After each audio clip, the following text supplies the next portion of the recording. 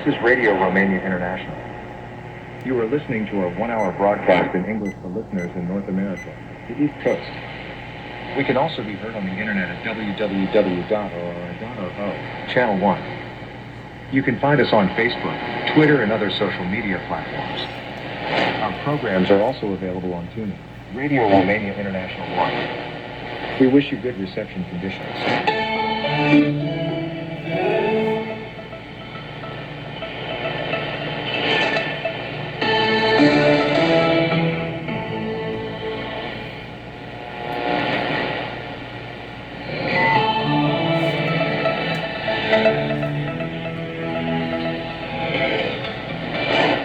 Hello, I'm your host, Elena Inoke, bringing you the news. First, the headlines.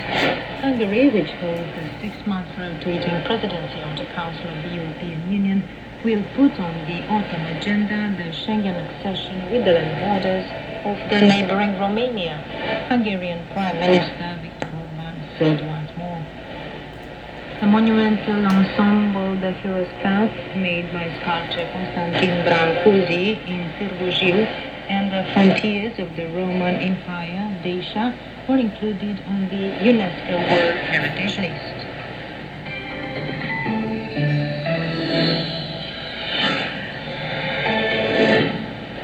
Hungary, which holds the 6-month presidency of the Council of the European Union, will put on the European agenda in autumn the accession of the neighboring Romania to the Schengen area of the land borders, the Hungarian Prime Minister Viktor Orban said once more.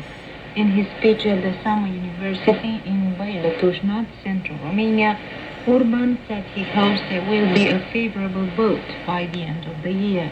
He also spoke about the conflict in Ukraine, warning that Europe will have to pay the price of this war if Republican Donald Trump wins the presidential elections in the United States. The monumental ensemble, the Hero's Path, made by Romanian sculptor Constantin Brancusi in Târgu Jiu, southern Romania, and the frontiers of the Roman Empire, Dacia, have been included on the UNESCO World Heritage List. The announcement was made on Saturday during the session of the UNESCO Committee, which is taking place in New Delhi, India. The new entries complete the Romanian presence on the World Heritage List, which include, among others, the Danube Delta, the Dacian fortress in the Orăștie Mountains, and churches in Moldavia and Maramureș. Armenian tennis player Irina Begu was defeated by Poland's Iga Świątek, the current world leader, 6-7-5 on Saturday in the first round of the women's singles event at the Paris Olympic Games. Begu is at her third participation in the Olympic Games after losing in the first round of the singles in 2012 in London and in 2016 in Rio. Her best Olympic result is reaching the quarterfinals in mixed doubles in 2016 alongside Horia Pecou. Irina Begu will also play in Paris in the women's doubles. Another Romanian, Ana Bogdan, was defeated by the Italian Jasmine Paolini 7-5-6-3. Bogdan will also play in the women's doubles alongside Jacqueline Young.